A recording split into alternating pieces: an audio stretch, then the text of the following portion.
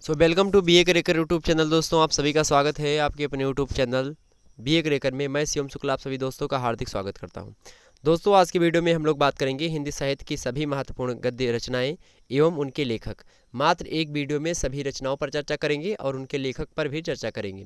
दोस्तों साथ ही साथ जो लेखक इंपॉर्टेंट होंगे उनके बारे में हम चर्चा करेंगे। दोस्तों कवि पर हमने सॉरी क्यों बोला, क्योंकि कवि जो होते हैं वो कविताएं लिखते हैं और जो लेखक होते हैं वो गद्य रचनाएं लिखते हैं। वैसे जो है कविताएं लिखने वाले जैसे जयशंकर प्रसाद हैं तो उन्होंने गद्य में भी रचनाएं लिखी हैं और पद्य में भी रचनाएं लिखी हैं। लेकिन जो पुराने कवि हैं जैसे तुलसीदास, सूरदास, मलिक मोहम्मद, जायसी, कबीरदास इत्यादि हुए हैं, रहीमदास, बिहारी लाल, ये सारे के सारे कैसे हैं, ये सारे के केवल ये कवि हैं, मतलब ये इन्होंने पद्य रचनाएं ही की हैं। लेकिन अब अगर आप धीरे धीरे आधुनिकता की ओर बढ़ेंगे तो इन्होंने जो है बहुत सारे लोग ऐसे हुए हैं जिन्होंने काव्य में भी रचनाएं की है। और साथ ही साथ जब गद्य काल मतलब भारतेंदु काल की शुरुआत होती है उसके शुरुआत में नाटक और जो है उसके बाद में कहानी और रिपोर्टाज वगैरह, डायरी वगैरह, उस संस्मरण, रेखाचित्र इत्यादि गद्य विधाएँ जो है, कहानी, बहुत सारी जो गद्य विधाएँ हैं वो लिखने का प्रयास किया है बहुत लोगों ने। ठीक, तो इसमें आप बोल सकते हो कि जब आधुनिकता आई 1850 ईस्वी के बाद में, जब भारतेंदु युग की शुरुआत हुई, जब भारतेंदु जी का जन्म शायद 1850 ईस्वी में हुआ, उसके बाद से भारतेंदु युग की शुरुआत मानी जाती है। आधुनिक काल की शुरुआत वैसे तो 1843 ईस्वी से मान ली जाती है, लेकिन पूर्ण रूप से अगर बात की जाए तो 1850 ईस्वी से कहीं कहीं मतलब इन सब में मतभेद होता है। कोई 43 मानता है, कोई जो है 50 मानता है, कोई ठीक 57 मानता है, कोई गद्य काल की शुरुआत। तो इस तरीके से है वो। जब मैं हिंदी साहित्य का काल विभाजन पढ़ाऊँगा तो बताऊँगा कि जार गिरियर्सन के अनुसार किस प्रकार से बांटा गया है, मिश्र बंधुओं ने क्या क्या बताया है। ठीक, उसके बाद इन्होंने डॉक्टर रामचंद्र शुक्ला जी ने किस प्रकार से बताया और शुक्ला जी का सबसे मान्य है, ठीक, जो विभाजन इन्होंने बताया है। इन सभी पर चर्चा करेंगे दोस्तों हम। और आज की वीडियो में हम बात करेंगे हिंदी साहित्य की जो गद्य विधाएं होती हैं। तो एक बात आपको समझ में आ गई कि जो साहित्य होती है, साहित्य जब तक साहित्य शब्द अधूरा कब तक माना था, जब तक कि उसको किसी विषय का साथ नहीं मिल जाता। अब मान लिया हिंदी साहित्य की मैं बात करूं तो हिंदी साहित्य को हिंदी का साथ मिला तो हिंदी साहित्य हो गया। वैसे साहित्य अपने आप में कोई सब्जेक्ट नहीं होता, लेकिन जब उसको किसी भाषा का सहारा मिल जाता है तो साहित्य एक विषय के रूप में आ जाता है।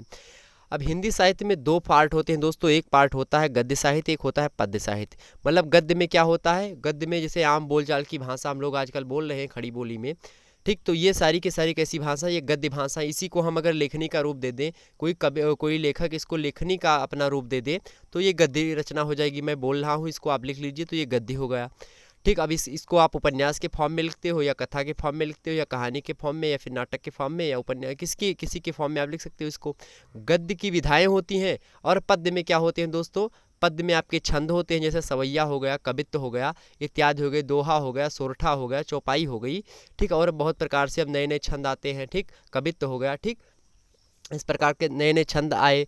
उसके बाद में धीरे धीरे कविताओं में क्या हुआ दोस्तों, कविताओं में क्या हुआ, धीरे धीरे छंदों का लोप होता गया। छंद, अलंकार, इन सभी को जो है रस, इन सभी का बहिष्कार किया गया धीरे धीरे।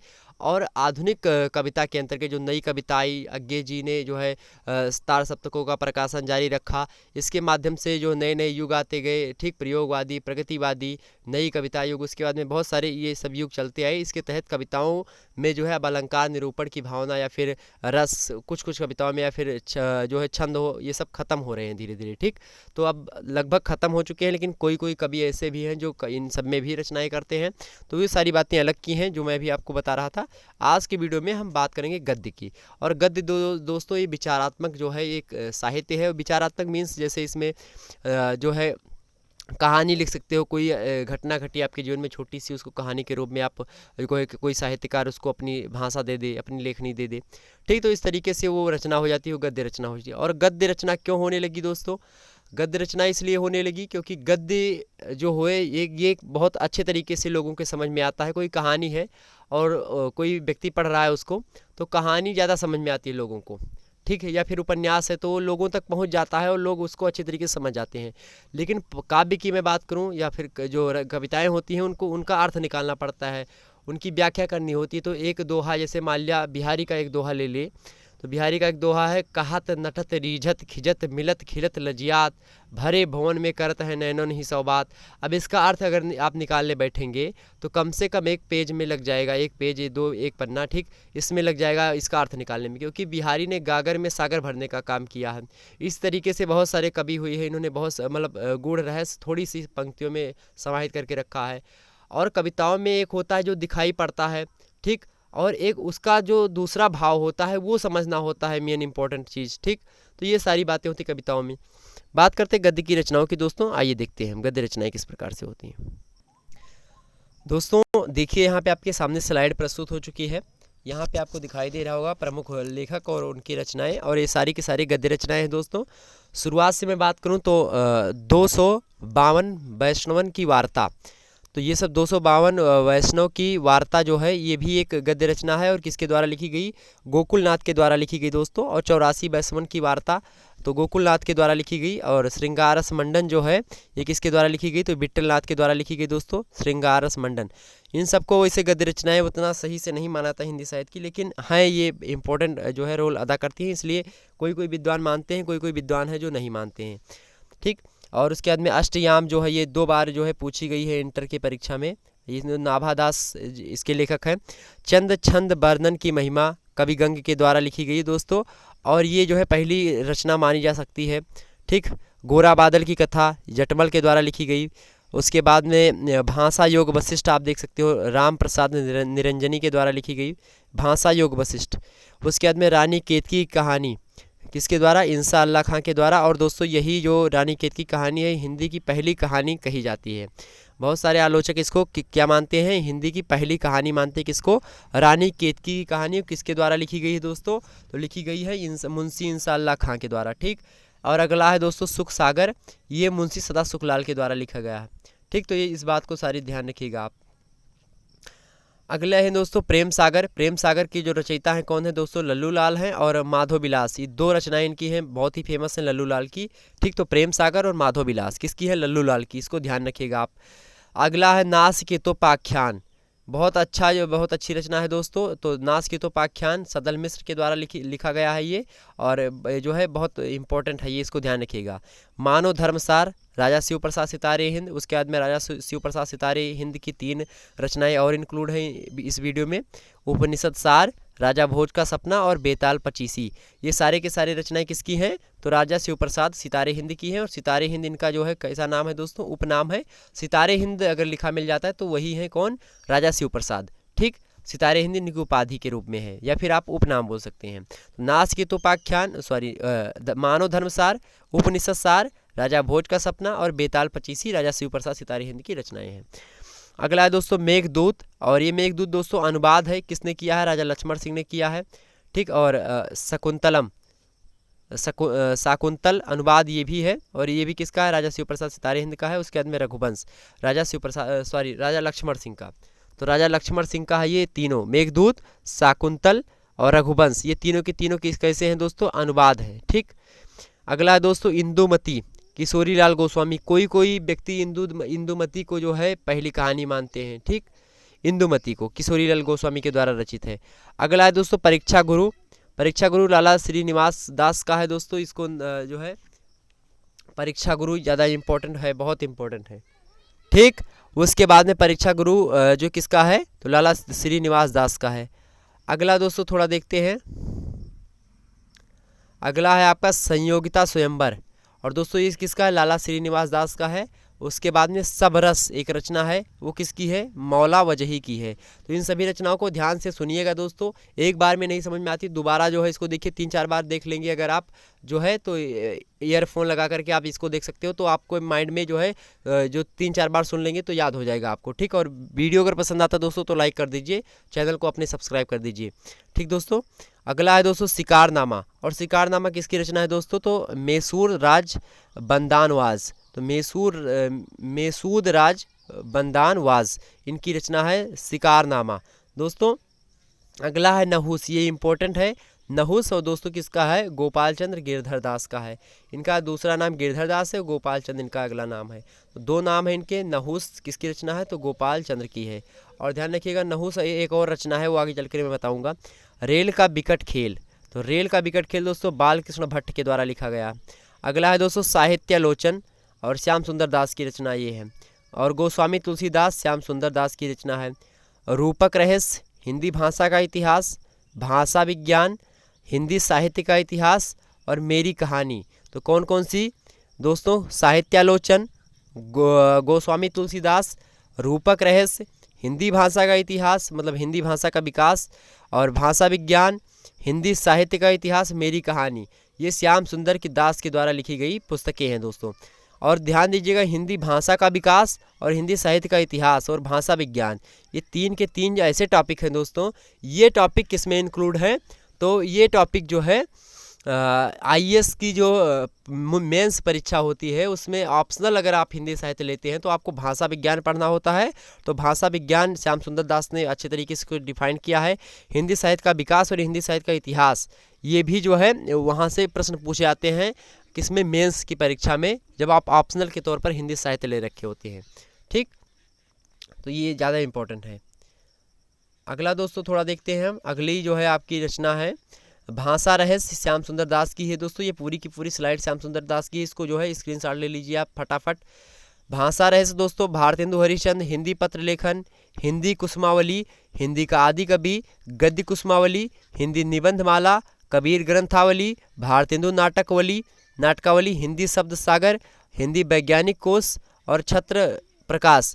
ये सारी की सारी रचनाएं किसकी हैं? तो सारी की सारी रचनाएं दोस्तों किसकी हैं? श्याम सुंदर दास की। और श्याम सुंदर दास से एक बढ़िया कवि बढ़िया लेखक निकल करके आते हैं हमारे सामने। इतनी सारी रचनाएं इनकी इंपॉर्टेंट है। कौन कौन सी? भाषा रहस्य, भारतेंदु हरिश्चंद्र, हिंदी पत्र लेखन, हिंदी कुसुमावली, हिंदी का आदि कवि, गद्य कुसुमावली, हिंदी निबंधमाला, कबीर ग्रंथावली, भारतेंदु नाटकावली, हिंदी शब्द सागर, हिंदी वैज्ञानिक कोश और छत्र प्रकाश इत्यादि रचनाएं इनकी हैं, जो कि बहुत ही महत्वपूर्ण है हिंदी साहित्य की दृष्टि से।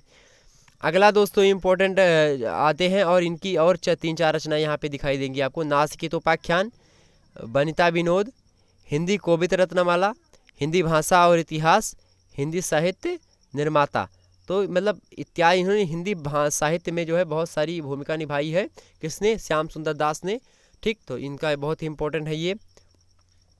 अगली रचनाएं दोस्तों चंद्रधर शर्मा गुलेरी की, और रचनाएं किसनी है? उसने कहा था किसकी रचना है? चंद्रधर शर्मा गुलेरी। तो ये भी कवि इनका इंपॉर्टेंट है। और साथ ही साथ चिंतामणि दोस्तों, ये आचार्य रामचंद्र शुक्ला की है, और बहुत ही महत्वपूर्ण ये चिंतामणि निबंध इनका है। तो चिंतामणि बहुत बढ़िया है, और चिंतामणि जो है आचार्य रामचंद्र शुक्ल के द्वारा लिखी है दोस्तों। और इनकी अगर आचार्य रामचंद्र शुक्ला की मैं बात करूं तो इनका जन्म जो होता है दोस्तों आचार्य रामचंद्र शुक्ला जी का सन 1884 ईस्वी में इनका जन्म होता है दोस्तों। और मृत्यु मृत्यु 1941 ईस्वी में इनकी हो जाती है। ठीक, तो 1884 से 1941 ईस्वी का समय काल इन्होंने देखा। कितना? 1884 दोस्तों, ध्यान रखिएगा 1884। बहुत ही महत्वपूर्ण है ये, क्योंकि बहुत बड़े आलोचक हैं हमारे जो है ये शुक्ला जी, आचार्य रामचंद्र शुक्ला जी। और 1941 ईस्वी में इनकी मृत्यु होती है। ठीक, 41। ध्यान रखिएगा इस बात को दोस्तों। समीक्षा के क्षेत्र में देखा जाए तो आचार्य रामचंद्र शुक्ल का मूर्धन्य स्थान है। और दोस्तों इनका जन्म जो हुआ था 84 ईस्वी में, 1884 ईस्वी में हुआ ही था। और कहाँ पे हुआ था? बस्ती जिले के अगोना नामक ग्राम में हुआ था। इनके पिता की मैं बात करूँ तो इनके पिता का नाम था दोस्तों चंद्रबली शुक्ला। इनकी प्रारंभिक शिक्षा दीक्षा जो हुई थी दोस्तों अपने पिता के पास राठ तहसील में हुई थी। ठीक, 1901 ईस्वी में इन्होंने मिशन स्कूल से स्कूल फाइनल की परीक्षा पास की थी। गणित में कमज़ोर थे दोस्तों, और इसी के कारण ये क्या कर सके, आगे नहीं पढ़ सके। मिर्ज़ापुर के पंडित केदारनाथ पाठक एवं प्रेम घन, ये दोनों क्या हैं? ये दोनों भी एक लेखक साहित्यकार ही हैं। इनके संपर्क में आए ये, और इनके संपर्क में आकर इन्होंने क्या क्या कौन सी भाषाएं सीखी? हिंदी सीखी, उर्दू भाषा सीखी, संस्कृत भाषा सीखी एवं अंग्रेजी साहित्य का गहन अध्ययन किया। ठीक, जो बाद में इनके लिए अत्यंत उपयोगी सिद्ध हुआ। किसके लिए? आचार्य रामचंद्र शुक्ला जी के लिए। थोड़े समय के लिए इन्होंने मिर्ज़ापुर के मिशन स्कूल में चित्रकला के अध्यापक पद पर भी कार्य किया था दोस्तों।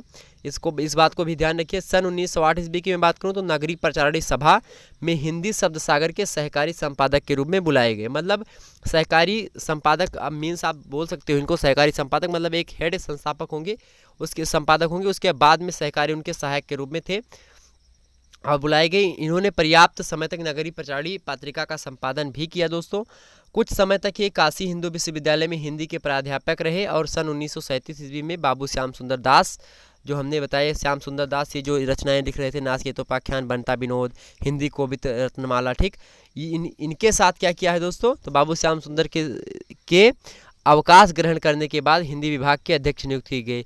अब श्याम सुंदर दास जो थे ये हिंदी विभाग के अध्यक्ष पहले थे, और जब इन्होंने अपना अवकाश ग्रहण किया तो उसके बाद में अध्यक्ष पद पर कौन आ गए, रामचंद्र शुक्ला जी आ गए। तो और उसके बाद में इनकी मृत्यु जो 1941 में हो ही जाती है। इनकी रचनाएं भी बहुत सारी हैं, वो आप इस यहाँ पे देख सकते हो, ठीक है दोस्तों। और मित्रता जो है एक पाठ है, बड़ा ही बढ़िया मित्रता के ऊपर इन्होंने लिखा है कि मित्र किस प्रकार से बनाना चाहिए।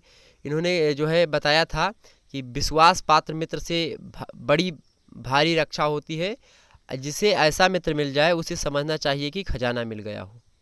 विश्वास पात्र मित्र जीवन की एक औसत है। किसने बताया था, आचार्य रामचंद्र शुक्ला जी ने बताया था। इनका बढ़िया वक्तव्य है ये।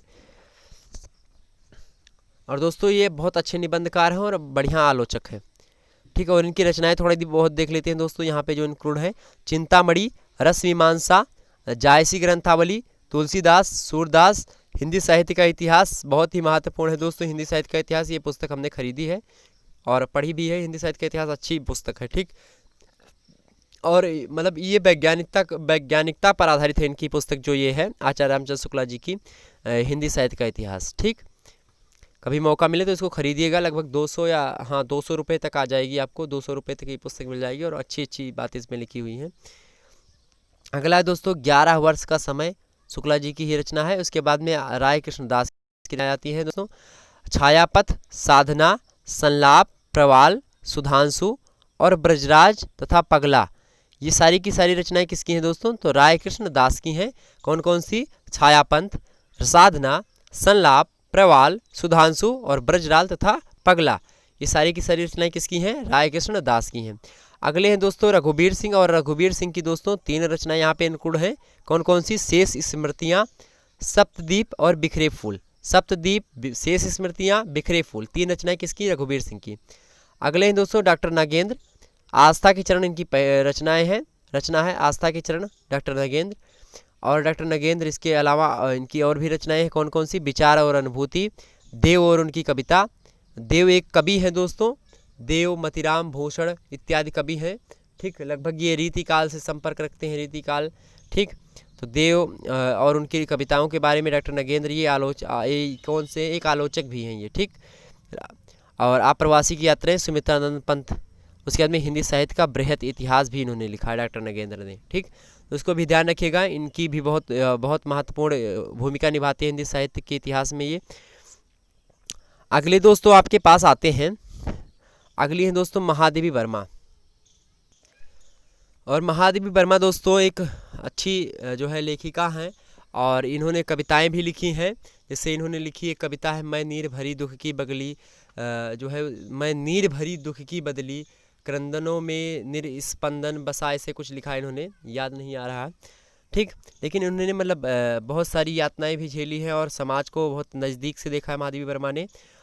श्रृंखला की कड़ियाँ इनकी रचना है, अपनी कहानी, दीपशिखा, नीरजा, साहित्यकार की आस्था, छड़दा, स्मृति की रेखाएं इत्यादि इनकी रचनाएं हैं।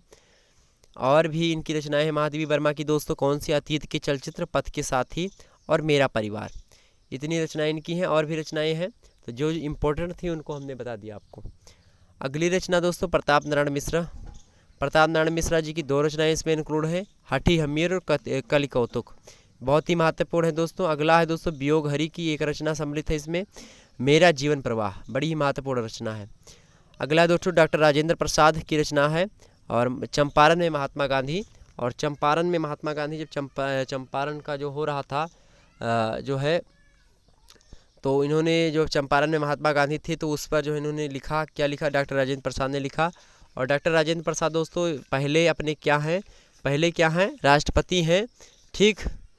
तो ध्यान रखिएगा, डॉक्टर राजेंद्र प्रसाद बड़ी महत्वपूर्ण भूमिका निभाते हैं जो है हिंदी साहित्य में भी, और जो है अपने जो है उसमें क्या बोलते हैं उसको, स्वतंत्रता संग्रामी भी हैं ये।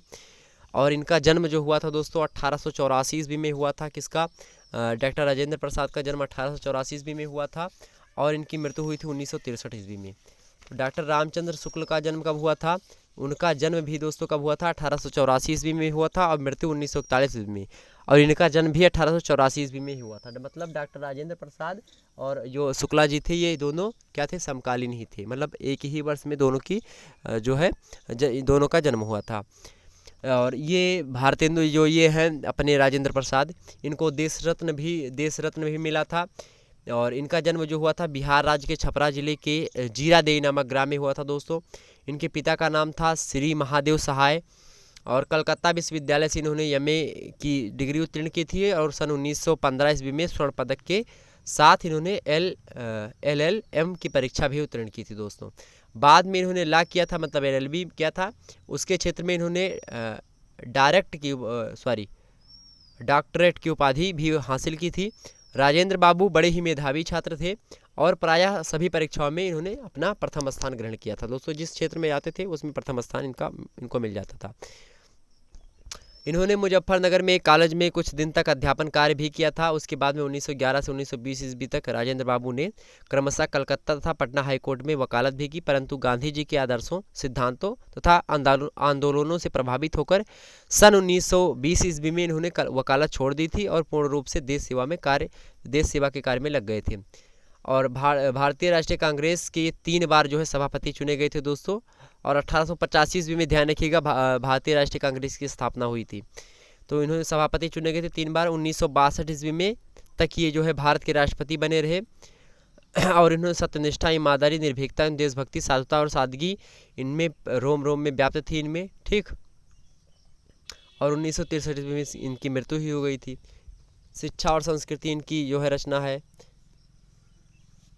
ठीक। आत्मकथा भी लिखी, गांधी की देन जो है लिखी है, साहित्य लिखा इन्होंने, भारतीय शिक्षा भी लिखी है और भारतीय संस्कृति भी लिखी है, ठीक। और चंपारण में महात्मा गांधी तो लिखी ही है। अगला दोस्तों जयप्रकाश भारती। और जयप्रकाश भारती की रचना कौन सी? अनंत अथाह सागर, जयप्रकाश भारती। अगला सेवाग्राम की डायरी, श्री राम शर्मा। अगला आवारा मसीहा दोस्तों, विष्णु प्रभाकर। बड़ी ही महत्वपूर्ण रचना विष्णु प्रभाकर ने की है। आवारा मसीहा एक जीवनी है दोस्तों। टूटते परिवेश विष्णु प्रभाकर की ही है। अपनी खबर पांडे बेचन शर्मा, उग्र जो इनको पूरा मतलब उपनाम है पांडे बेचन शर्मा। अगली कुछ रचनाएं दोस्तों देख लेते हैं। क्या भूलूं क्या याद करूं, हरिवंश राय बच्चन की रचना है और ये इनकी आत्मकथा है। नीड़ का निर्माण फिर हरिवंश राय बच्चन, ठीक है। हरिवंश राय बच्चन की एक फेमस जो है कविता संग्रह, मतलब इनका है मधुशाला। और मधुशाला दोस्तों बहुत ही फेमस जो है इनकी रचना है, तो इसको ध्यान रखिएगा, मधुशाला। और चितवन की इच्छा। और ये हरिवंश राय बच्चन दोस्तों किसके पिता हैं? तो अपने बॉलीवुड के माने जाने अभिनेता एक हैं, उनका नाम है जो है अमिताभ बच्चन जी, ठीक जी। अभी कोरोना पॉजिटिव हाल ही में पाए गए हैं, तो अमिताभ बच्चन जी के पिताजी हैं कौन? हरिवंश राय बच्चन जी, ठीक। चितवन की छाँ, तुम चंदन हम पानी, मेरा राम का मुकुट भीग रहा है, साहित्य चेतना, आंगन का पंछी और बंजारा मन और कदम की फूली डाल इत्यादि रचनाएं किसकी हैं? विद्यानिवास मिश्र जी की हैं। तो विद्यानिवास मिश्र की कौन कौन सी रचना है दोस्तों? चितवन की छाँ, तुम चंदन हम पानी, मेरे राम का मुकुट भीग रहा है, साहित्य की चेतना, आंगन का पंछी और बंजारा मन, कदम की फूली डाल, ठीक। तो ये रचनाएं किसकी? विद्यानिवास मिश्र की हैं। अगले हैं दोस्तों आपके बड़े ही ओज कवि रामधारी सिंह दिनकर। और रामधारी सिंह दिनकर की दोस्तों बात करें तो बड़े ही जो है ओजस्वी कवि और बड़े ही मतलब इन्होंने बहुत सारी रचनाएं लिखी हैं। जैसे कि इनकी मैं बात करूं तो रचनाओं के रेणुका जैसी मतलब जो है इनकी वो कविताएं हैं, काव्य कृतियाँ हैं। रेणुका, हुंकार, कुरुक्षेत्र, रसिमरथी, जो कर्ण और इनका सर्ग है, तृतीय सर्ग, ये हमने एक वीडियो में बताया भी है। परशुराम की प्रतीक्षा, अर्धनारीश्वर, बट पीपल, उजली आग, संस्कृति की 4 अध्याय, देश विदेश इत्यादि रचनाएं इनकी बहुत ही महत्वपूर्ण है दोस्तों, ठीक। और रामधारी सिंह दिनकर की बात करें तो ये मतलब एकदम से किस प्रकार से बोल सकते हो, एक मतलब एक दहकता हुआ शोला बोल सकते हो इनको, मतलब एक हुंकार जैसी रचना इन्होंने की है। मतलब एक प्रकार से जैसे सांपों में एक होता है दोस्तों, नाग वगैरह होते हैं, मतलब एकदम से फुंकार करते हैं, ठीक। एक धामन होते हैं वो थोड़ा नहीं करते हैं, तो इस प्रकार से बोल सकते हो। कभी इनके अंदर राष्ट्रवादी भावना प्रेरित थी, राष्ट्रवादिता के प्रति ये मतलब अपने आप को न्यौछावर कर देने की भावना रखते थे। रामधारी सिंह दिनकर की का जो जन्म हुआ था दोस्तों 1908 ईस्वी में हुआ था, और बिहार के राज्य के मुंगेर जिले में एक सिमरिया नामक ग्राम है, वहाँ पे इनका जन्म हुआ था। एक साधारण परिवार में हुआ था दोस्तों, किसान परिवार में हुआ था। इनके पिता का नाम जो था वो श्री रवि सिंह था तथा माता का नाम श्रीमती मनरूप देवी था। बीए की परीक्षा पास करने के पश्चात इन्होंने कुछ दिनों के लिए उच्च माध्यमिक विद्यालय में प्रधानाध्यापक का कार्यभार संभाला था। उसके बाद ये सरकारी नौकरी में चले गए थे दोस्तों। इनकी सरकारी सेवा अबर निबंधक के रूप में प्रारंभ हुई थी। ठीक, बाद में ये उपनिदेशक प्रचार विभाग के पद पर स्वतंत्रता प्राप्ति के बाद तक कार्य करते रहे। तदंतर इन्होंने कुछ समय तक मुजफ्फरनगर के स्नातकोत्तर महाविद्यालय के हिंदी विभाग के अध्यक्ष पद पर भी कार्य किया। सन 1952 में ईस्वी में ये राज्यसभा के सदस्य मनोनीत हुए दोस्तों। और राज्यसभा का जो सदस्य होता है दोस्तों, वो कब नियुक्त किया जाता है दोस्तों? राज्यसभा का सदस्य किसी क्षेत्र में अगर आप बहुत अच्छी भूमिका निभा दें तो आप राज्यसभा में चले जाते हो। राज्यसभा में राष्ट्रपति के द्वारा मनोनीत किया जाता है। तो राज्यसभा के में इन्होंने क्या हुआ, इनको मनोनीत किया गया दोस्तों। किसके द्वारा? राष्ट्रपति के द्वारा 12 सदस्य मनोनीत किए जाते हैं। किसके द्वारा? तो कला साहित्य इत्यादि के द्वारा, मतलब जो है भाषा भौतिकी के क्षेत्र से, इन सभी के क्षेत्र से जो है बुलाए जाते हैं कि जो बढ़िया लोग होते हैं उनको राज्यसभा में मनोनीत किया जाता है कि अपना पक्ष रखिए। तो ये साहित्यकार के रूप में थे, तो साहित्य की तरफ से इनको बुलाया गया था राज्यसभा में, राष्ट्रपति के द्वारा मनोनीत किया गया इनको। ठीक, कुछ समय तक ये भागलपुर विश्वविद्यालय के कुलपति भी रहे, मतलब डायरेक्टर। उसके पश्चात भारत सरकार के गृह विभाग में हिंदी सलाहकार के रूप में एक लंबे अरसे तक हिंदी के संवर्धन एवं प्रचार प्रसार तक कार्यरत रहे दोस्तों। इन्हें ज्ञानपीठ पुरस्कार भी मिला है। सन 1959 ईस्वी में भारत सरकार ने इन्हें पद्म भूषण की उपाधि से सम्मानित किया है। 1962 ईस्वी में भागलपुर विश्वविद्यालय ने इन्हें डीलिट की मानद उपाधि प्रदान की है। प्रतिनिधि लेखक व कवि के रूप में इन्होंने अनेक प्रतिनिधि मंडलों में रहकर विदेश यात्राएं भी की है। उर्वशी पर इन्हें सन 1972 ईस्वी में दोस्तों, किसमें? 1972 ईस्वी में उर्वशी एक रचना है इनकी, उर्वशी पर इन्हें 1972 ईस्वी में भारतीय ज्ञानपीठ पुरस्कार से सम्मानित किया गया दोस्तों, जो कि बहुत बड़ा जो है अपने आप में पुरस्कार है। और इनकी जो आकस्मिक मृत्यु हुई दोस्तों, आकस्मिक मृत्यु हुई थी। और 24 अप्रैल की मैं बात करूँ, 24 अप्रैल 1974 ईस्वी में इनकी मृत्यु हो गई थी। किसमें? 1974 ईस्वी में। और किस दिन? तो 24 अप्रैल की बात है दोस्तों, 24 अप्रैल। ठीक, तो ये थे रामधारी सिंह दिनकर। तो ये बड़े ही महत्वपूर्ण कवि है, इसलिए इनको हमने बता दिया दोस्तों। इनकी रचना किसकी? संस्कृति के 4 अध्याय, अर्धनारीश्वर, सूरज का ब्याह इत्यादि रचनाएं जो है गद्य की रचनाएं हैं जो इसमें शामिल है। साथ ही भोर का तारा दोस्तों, जगदीश चंद्र माथुर। अगला स्लाइड दोस्तों आपके सामने प्रस्तुत है। वैशाली की नगर बधू, आचार्य चतुर्सेन। मेरी असफलताएं, बाबू गुलाब राय। ठलुआ कलब, बाबू गुलाब राय। गेहूं बनाम गुलाब, बाबू गुलाब। राम वृक्ष बेनीपुरी का है वो दोस्तों, ध्यान रखिएगा। निराला की साहित्य साधना, डॉक्टर रामविलास शर्मा। निराला की आत्मकथा, डॉक्टर रामविलास शर्मा। भूदान यज्ञ किसने लिखा है? आचार्य विनोबा भावे ने लिखा है। साहित्यावलोकन, विजय मोहन शर्मा ने लिखा है साहित्यावलोकन। ठीक, तूफानों के बीच, रांगे राघव। सुबह के रंग, अमृत राय। कलम का सिपाही, अमृत राय, बड़ी ही फेमस रचना है कलम का सिपाही दोस्तों, ध्यान रखिएगा। ठीक, कलम का सिपाही। अगला है दोस्तों सूतपुत्र, डॉक्टर गंगा साहेब प्रेमी। सिंहावलोकन किसकी रचना है? यशपाल की रचना है दोस्तों। ठीक, अगली स्लाइड आपके सामने है।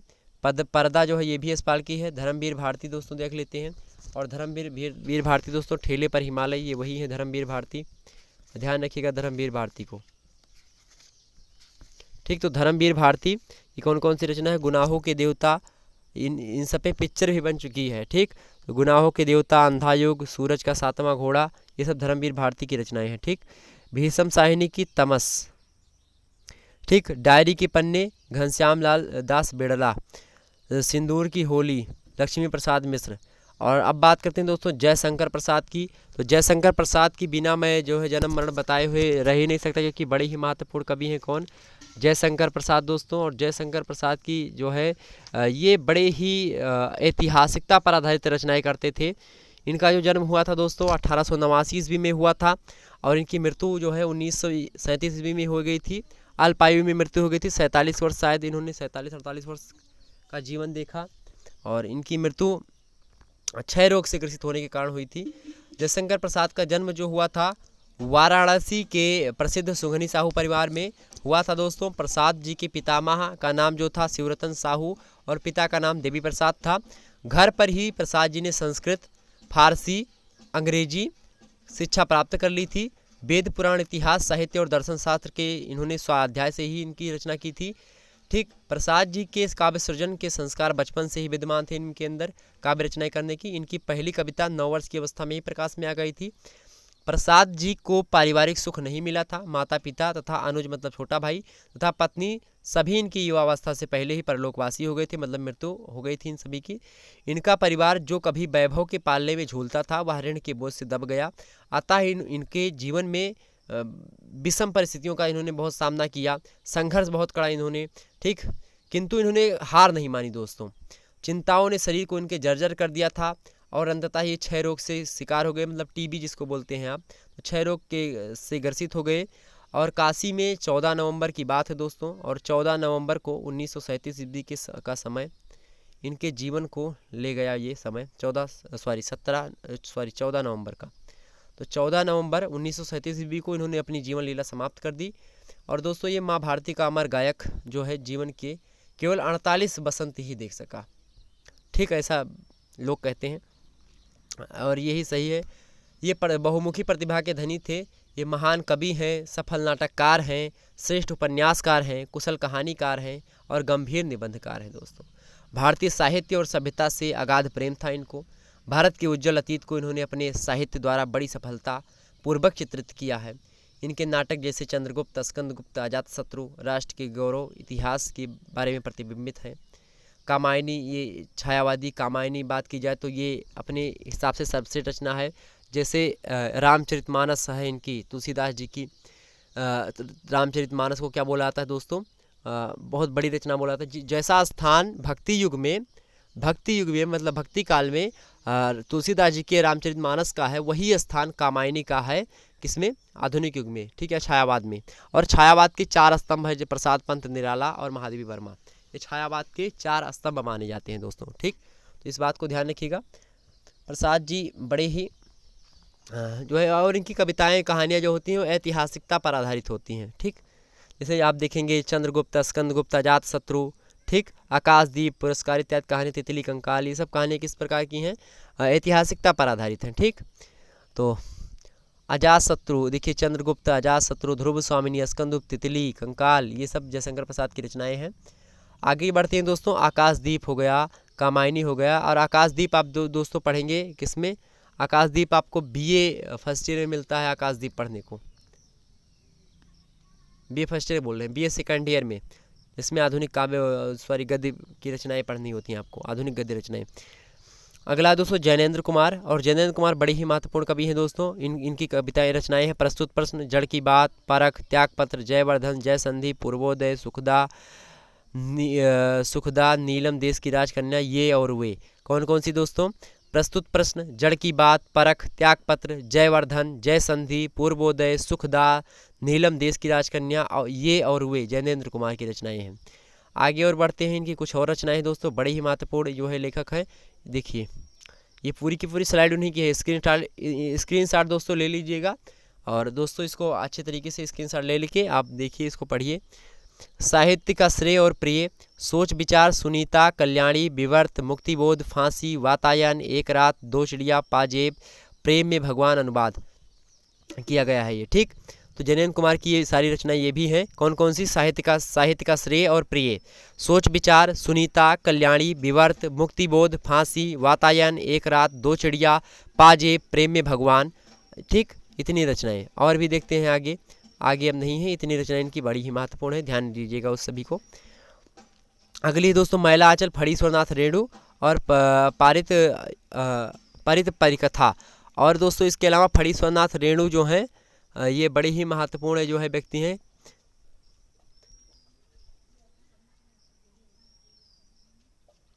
अगला दोस्तों देखते हैं शतरंज के खिलाड़ी, प्रेमचंद की रचनाएं हैं। गोदान दोस्तों ये आईएएस के सिलेबस में है अपना। गोदान, जो गोदान नाटक है, उपन्यास है, शायद उपन्यास है ये। इस किस में शामिल है दोस्तों? ये किस में शामिल है? नाटक है शायद ये गोदान। ठीक, ध्यान रखिएगा, गोदान शायद नाटक है। तो ध्यान दे, एक बात देख लीजिएगा।